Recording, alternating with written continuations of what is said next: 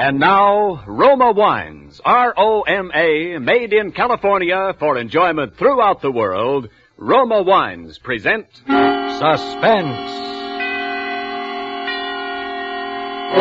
Tonight, Roma Wines bring you Mr. Hume Cronin as star of Blue Eyes, a suspense play produced, edited, and directed for Roma Wines by William Spear. Suspense, radio's outstanding theater of thrills, is presented for your enjoyment by Roma Wines. That's R-O-M-A, Roma Wines, those excellent California wines that can add so much pleasantness to the way you live, to your happiness in entertaining guests, to your enjoyment of everyday meals. Yes, right now, a glassful would be very pleasant, as Roma Wines bring you Hume Cronin in a remarkable tale of Suspense. Today began just like any other day. I got to bed early last night because I had to go over the accounts with Mr. Bevins. When you go over the accounts with old Hawkshaw, you've got to be in tip-top shape. Well, I dressed myself rather carefully this morning. I put on the necktie with the little flowers on it, the blue and red one. Jane said she liked it. Told me it matched my eyes. Made them look bluer. I went down to breakfast. My wife, Laura, was having her coffee. Good morning, Oliver. Morning, dear. I'll have to warm your coffee. Here's the paper. Thanks. Oliver, must you wear that tie? Hmm? That frightful necktie. It's not at all becoming. Well, matches my suit. It's a perfectly dreadful shade. Makes you look like a rube. I like it. Well, I don't. And I wish you wouldn't wear it. Oliver, aren't you listening to me? Oh, sure. I was reading. Oh, well, don't let my conversation disturb you. That's all right. Oliver. What's wrong now? Oliver, I don't know what's gotten into you lately. You forget things. You scarcely seem to hear a word I say. Aren't you feeling well? I feel fine. Why shouldn't I? Well, you look a bit drawn. I believe I'd better make an appointment for you with Dr. Thacker. Look, Laura, there's nothing the matter with me. I better get going now. I'll be late. But you haven't finished your breakfast. Well, that's all I want. I'm not very hungry. Where's my briefcase? On the hall table. Oliver, are you sure you're not ill? You look positively hollow-eyed. I never felt better in my life. Well... See you tonight, dear. Goodbye. Oliver. Yes? I hope you'll all... Oh, nothing. Goodbye. Laura was like that. A chronic worrier. She seemed to take delight in fretting about things that wouldn't even occur to the average person. Imagine me not feeling well. Why, I've never had a sick day in my life. There on the trellis was my prize rose bush. Climbing talisman, they call it. Suddenly, I was thinking of Jane. Perhaps if I put a rosebud in my buttonhole, Jane would notice. She'd say something about how the scent matched her perfume, and maybe we'd talk about roses. And I could impress her, because I know quite a lot about roses. I was just about to pick one of the buds. Well, good morning, Mr. Littlefield. Good morning. 2 letters for you today. Good morning, Mr. Crowley. Well, I see you doing a little gardening, Oh, no, I was just sort of looking the garden over. Well, that's a mighty fine garden you got there, Mr. Littlefield. Worked pretty hard on it, I suppose. Yes, I've given it my fair share of time. Oh, yes. A little too much, maybe, I beg your pardon? Well, it pays to be on the safe side, Mr. Littlefield. Now, of course, it ain't none of my business, but it seems to me that you're getting to look, a little peaked. You better go easy. Yes. Well, Son, you know. Good morning, Mr. Crowley. Yes, sir. Good morning to you, sir. I gotta get going anyway. It was the second time. The second time I'd heard it, and the day was hardly more than an hour old. First Laura, and now the postman. I felt all right. I felt swell. I thought of the rosebud again. I bent down, snipped off a bud from the bush, had to take the red cross pin out of my lapel to get the rose in, but I didn't mind taking the time. After all, 1 minute more or less never harmed anyone. I didn't know then how precious a minute can be. I glanced at my watch, 8:23. I had to run part of the way to the station. I arrived out of breath, panting, perspiring a bit, but I made it. Steve and Joe helped me aboard. Hey! Oliver, you ought to get an earlier start in the morning. I was delayed at the house. Boy, listen to old Ollie Wheeze. And you're the guy who used to be a track star in high school. Where's the old wind, Ollie? I'm all right. Just a second now. Now, seriously, Oliver, it's dangerous business for a man of your age to be running around that way. Man of my age. Listen to him. You'd think I was 80. Say, know what you need? Maxidrine. Pep you up, make you feel like a million. I tell you, there's nothing wrong with me. I got 2 or 3 here with me. A little box, little pocket here somewhere. Ah, here we are. Let me make a little present. Non-habit forming, you know. Maxidrine? What do I want with Maxidrine? Just you keep them in your pocket. Take a half of one with some water when you get that sagged out feeling, you know? Pep you up like a million. Make a new man out of you. It's getting to be just like a club. All you had to do to get a membership was to smile at me and say, Mr. Littlefield, you look a little sick. Mr. Littlefield, you look a little peaked. Mr. Littlefield, why don't you just find some nice quiet corner and go and curl up and die? Mr. Littlefield. It was 9 o'clock when I got to the office. I noticed a lumpy feeling in my solar plexus. Right here, a little on the left by my heart. It was just indigestion, of course.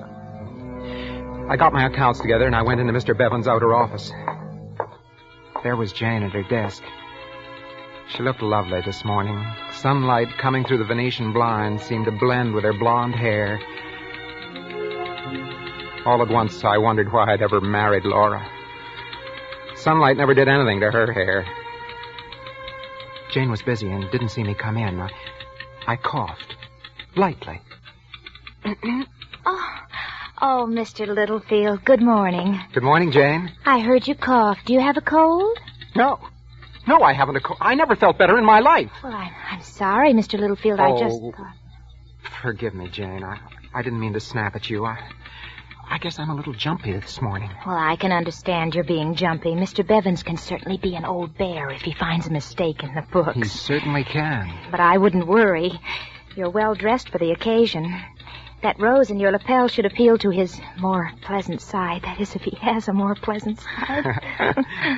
Just happened to notice the bud in one of the bushes in the garden this morning.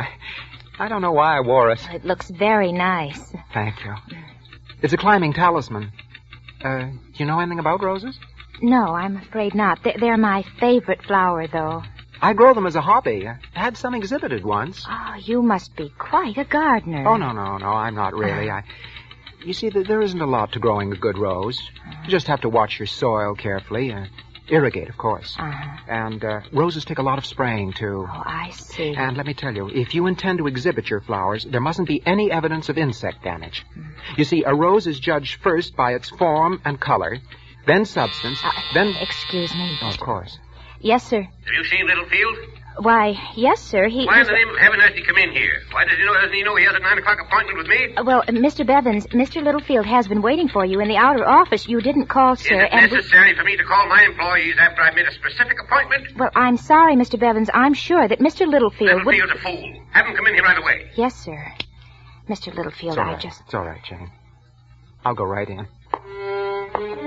I walked toward the door. I could feel that lump inside of me getting bigger, almost choking. What right did Bevins have to say such things about me? And in front of Jane? I reached for the door handle and turned it. Well, Littlefield, what are you standing there for? Come in. Sit down. Littlefield, I believe you're aware of my sentiments regarding punctuality. I expect my employees to be on time. In fact, I demand that they do. Well, you see, Mr. Bevins... Never mind. We'll discuss the matter at a later date. Right now, I want to see the vouchers. Last month's. Yes, sir. Right here. Littlefield, these are the May vouchers. Oh. So they are. I'm sorry, Mr. Bevins. Here. Now, let me see the audit on these. Yes, sir. Not the sales slips, Littlefield, the audit. Oh. What the devil's wrong with you, man? What? A person would think you are completely addled. Addled? Well, I'm not addled. And I'm not a fool, either. You had no right to call me that, you understand? Littlefield, I think you must be ill. No, I'm not ill. Don't say I'm ill, because I never felt better in my life. All that's wrong with me, Mr. Bevins, is that I'm mad. Yes, that's the word for it. I think you are mad. Completely mad. That's not what I mean either, Mr. Bevins. I'm perfectly all right, except that I'm not going to sit here and listen to you calling me names. No, sir. I've got 17 years' worth of temper stored up right here, and I'm warning you, Mr. Bevins. I'd like to tell you just what I think of you. Get out of this office, Littlefield. If there's one thing I will not tolerate, it's insubordination. All right, Mr. Bevins, all right. So I'm insubordinate. And it may surprise you to know that I've wanted to be insubordinate for 17 long years. See here, young... 17 years I've worked for you, and what thanks have I ever had for it? $2 raises and listening to you about... Littlefield, get out! You're fired.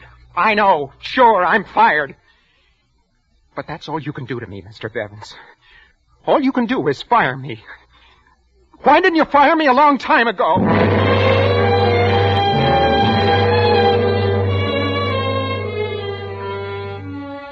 There I was, out of a job. What was the next step? I couldn't go home in the middle of the day. Well, I could, but you don't know Laura. Never would have been able to explain it to her. She wouldn't have understood. She never understood anything. With her, it was payday, the bridge club, a new hat for Easter. Everything suburban, everything in a rut, always in a rut. Oh, I went back and sat in my office to think. After a little while, I got up and went to the water cooler, pulled my handkerchief out to wipe off my hands, and something fell out of my pocket. It was that little pill box. I opened it. There were 3.5 of those Maxidrines in it. I swallowed them all. I sat down, and in a little I began to feel clear in my mind. My life with this awful, deadly grind, because I was married to Laura. She was the cause of all my unhappiness, the cause of my failure, the reason for my losing my job. Something would have to be done about Laura. Why not eliminate the cause? That was it. Eliminate the cause and you have the situation licked. Eliminate the cause. Suddenly my mind was made up. I must kill Laura.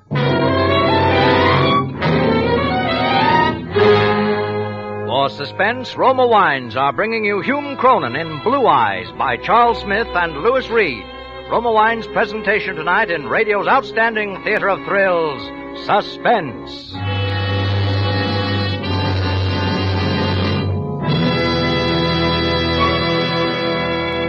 Between the acts of Suspense, this is Ken Niles for Roma Wines. Every great artist creates many fine paintings, but there is usually one picture in which the artist's talents combine magnificently to produce a masterpiece. It is frequently so with wines. Long famed for the excellence of Roma Wines, Roma, America's greatest vintner, has created a limited bottling of outstanding character, Grand Estate wines, each a masterpiece of fine winemaking. Yes, Grand Estate wines by Roma possess all the qualities of wine greatness, brilliant clarity, full fragrance, and soft, rich taste.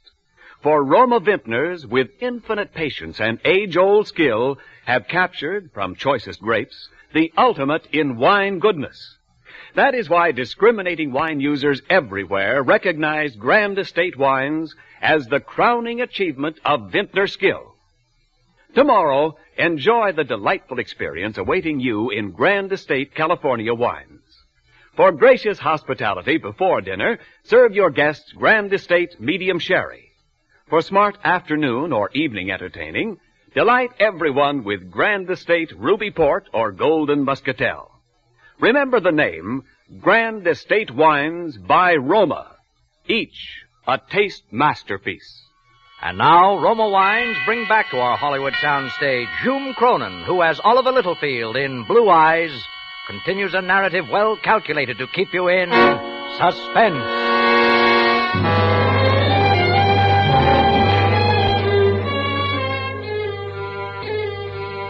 Murder's a tough proposition. Takes a lot of thought. Mustn't be messy or violent.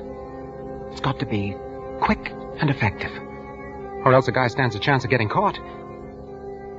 How to do this thing? How to do it without a slip? Suddenly I had it. Laura took some medicine every night at bedtime. 2 tablespoons of powder that Dr. Thacker had prescribed for her and a glass of warm milk. If I were to get some poison that looked like that powder and substitute... Yes. That was perfect. It couldn't miss. Quick and effective.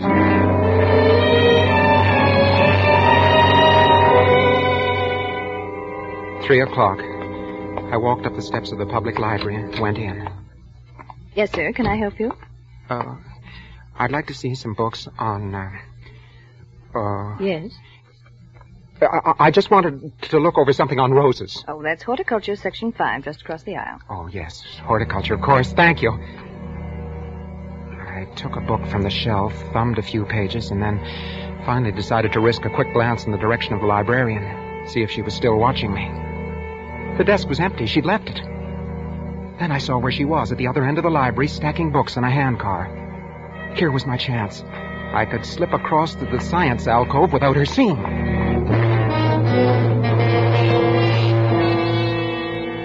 I went to the section marked Science, Medicine. Looked in the card index file under P. Pharmacology. Here it is. Pharmacology and Therapeutics by Walter A. Bastido, Ph.D., M.D. Someday I'm going to look up those initials and find out what they mean. I found the book. The index said, look under hydrocyanate acid and cyanate. And there it was. Cyanate, used as intensifier in photographic development. 2.5 grains of this cyanate is reckoned to be a lethal dose. I could buy the stuff in a photographic store. 2.5 grains. Fatal. Pardon me, sir. Oh, yes? I'd like to put these books away if I may. Oh, you're the gentleman who was looking for books on roses. Yes, I was. Well, I'm afraid you're in the wrong department, sir. I told you a moment ago you'll find everything on roses. Oh, it was clumsy of me. I'm terribly sorry, sir. Oh, it's all right. It's my fault. I was in the way. Oh, you dropped your book. Here. Thank you. What? This isn't a book on roses at all. It's pharmacology. Oh, well, what do you know about that? I must have picked up the wrong book somewhere. Yes, you must have. She stared at me as I put the book back on the shelf.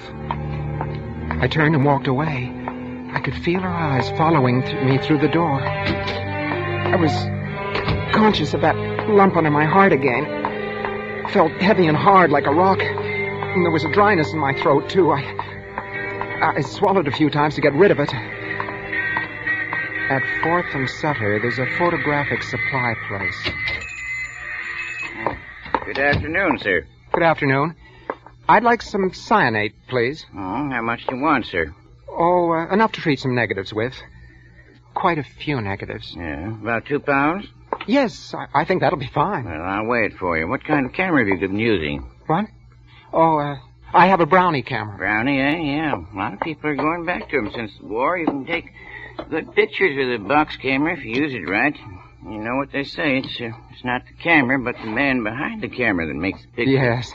What size negative do you shoot with it? Negatives? Well, as far as negatives go, I 3¼ by 3¼ probably. That's what most brownies take. Yes, that's the size. I wasn't going to be able to keep this up much longer. I was bound to make a slip sooner or later. Couldn't say I was in a hurry. He might get suspicious. A man buying poison shouldn't ever be in a hurry. Why was he taking so long? I could feel perspiration on my forehead, cold and damp. The room began to look lopsided. Everything seemed to be swaying. Grip the counter with both hands. Grip it tightly. Now smile. Yeah. Here you are, sir. That'd be 57 cents. Yes, here. Thank you. Hey, just a minute. Hey, mister. Hey. I heard him shout after me, but I kept right on walking, faster. So a photographic studio was just like a drugstore after all. If you bought poison, you had to sign for it. Well, I wasn't going to. No, sir, I wasn't going to. I ducked around the corner. Hey, mister. Hey, officer, you see a fellow just come out of here? What fellow? Gray suit, blue tie, rose in the buttonhole. No. Well, he's gone. Now, what do you make of that? The guy gives me a 20 instead of a 1 and disappears. Well, I can do business like that all day long. I won't forget that, gent. No, sir.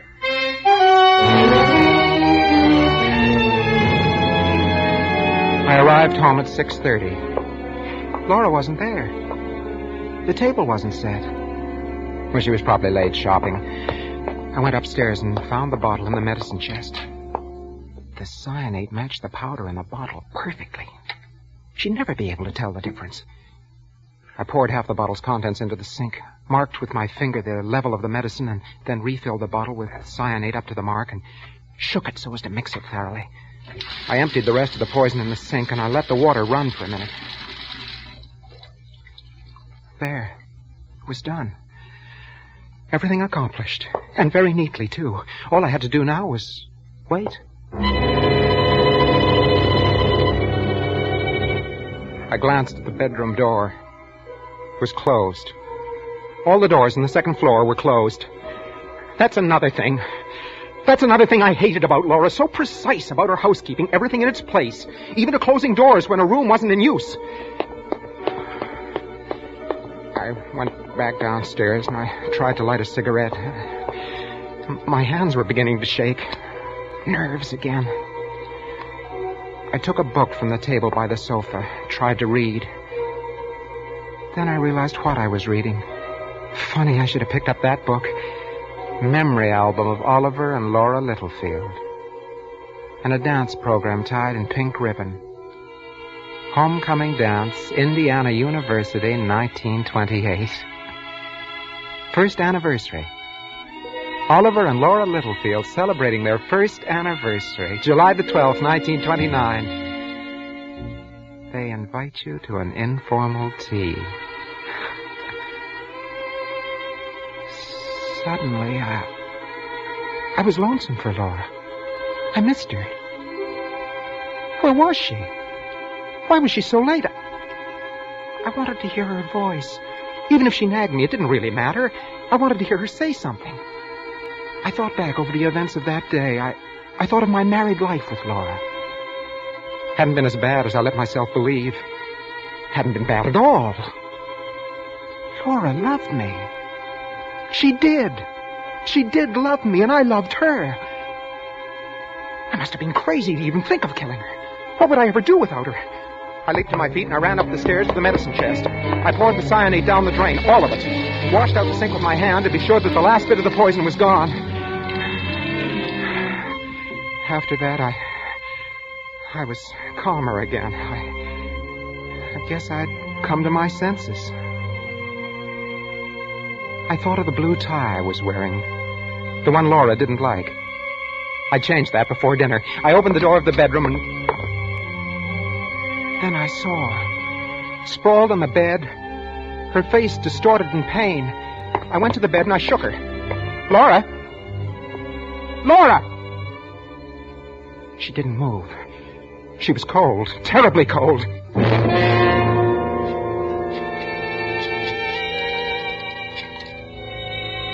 Hello? Hello, Dr. Thacker? Doctor, this is Oliver Littlefield. Can you come over right away? Something's happened to my wife. I think she's dead.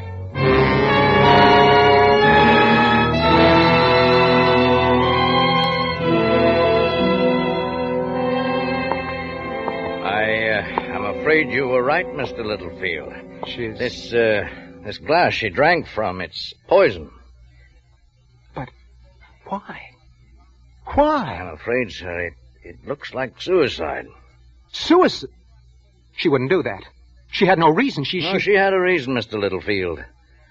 Your wife was dying of an incurable disease. But that's not true. She would have told me. She wanted to keep it from you. Those were her wishes. I'm sorry, Mr. Littlefield.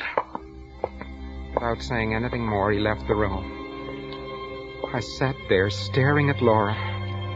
My mind was a blank. I don't know how long it was until Dr. Thacker came back. Mr. Littlefield. What is it? This, bottle. Huh? Well, that's the medicine you prescribed for my wife. I think not. Of course it is. Why, what are you talking about? I didn't prescribe cyanide. Well, It seems that I may be obliged to revise my diagnosis of your wife's death. I don't understand. Well, really, Mr. Littlefield, isn't it quite obvious? Your wife's death was caused by a lethal dosage of cyanide. Her medicine bottle was filled with cyanide. The odor is still there. Yes, but I can explain that. You see, there wasn't a bit of it left. I threw it all away. She must have bought some herself. I hardly think she'd fill her medicine bottle with poison if she intended to commit suicide. Now, wait a minute. You've got to listen to me. I didn't do it.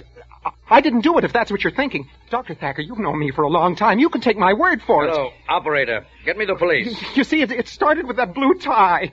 It made my eyes look bluer.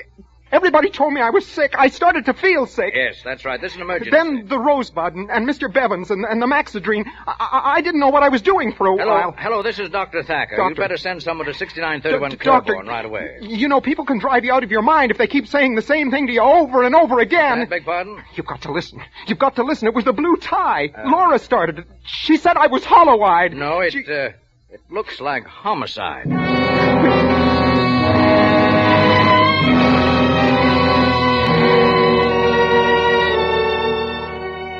12 hours. It all happened in 12 short hours. But since then, the hours have been long, endless eternity. How long will I have to wait? How long until they file out of that room and tell me what I already know? The coroner's jury found that Laura Littlefield met her death by poisoning. It's recommended that her husband, Oliver Littlefield, be held to answer. I can hear it now. There's no other verdict. The testimony of the librarian, the clerk at the photographic store, the doctor. Powerful evidence that lies. Damning evidence that'll send Oliver Littlefield to the electric chair. Mr. Littlefield, it's all over. I knew it. I knew what you would find. The coroner's jury found the testimony of the librarian, the clerk, and the rest convincing. Undeniable. And, of course, the presence of the glass of poison at your wife's bedside was confusing. Undoubtedly, she had intended to commit suicide. But, of course, we know now that she didn't. When will I be arrested? That is a matter for the police. If they decide to prosecute, of course, under the circumstances... Circumstances. Circumstantial evidence. I didn't murder my wife. I didn't. I didn't. Of course not, Mr. Littlefield. The autopsy settled that. Not a single trace of poison in the body. She died as a result of her illness. No poison? No poison, and lucky for you, Mr. Littlefield. Because if she'd committed suicide as she planned, just how would you have been able to prove your innocence, Mr. Littlefield? Just exactly how?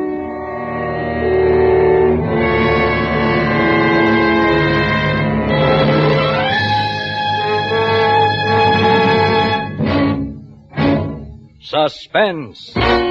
Presented by Roma Wines, R-O-M-A, made in California for enjoyment throughout the world. This is Ken Niles for Roma Wines. One more day to Labor Day weekend, the traditional occasion for tasty outdoor barbecues or picnics, and your last chance to select the delicious Grand Estate wines that can add so much pleasure and good taste to your holiday dining. Yes, Grand Estate wines are becoming the choice of discriminating wine users everywhere. For in Grand Estate wines by Roma, you enjoy the brilliant clarity, full fragrance, and mellow taste that distinguish truly great wines. Your first sip of Grand Estate wine will convince you that in Grand Estate there is a difference born of choicest grapes and the patient, priceless skill of Roma, America's greatest vintner. So this weekend, enjoy the magnificent taste harmony of Grand Estate California Burgundy and juicy charcoal broiled steaks or grilled hamburgers. Or bring out the full flavor of chicken with glorious Grand Estate California Sauterne. Remember the name Grand Estate Wines by Roma, crowning achievement of vintner skill. Hume Cronin appeared through the courtesy of Metro-Goldwyn-Mayer, producers of the Technicolor musical Holiday in Mexico. Next Thursday, same time, Roma Wines will bring you Mr. Robert Young as star of Suspense, radio's outstanding theater of thrills. Produced by William Spear for the Roma Wine Company of Fresno, California. This is CBS, the Columbia Broadcasting System.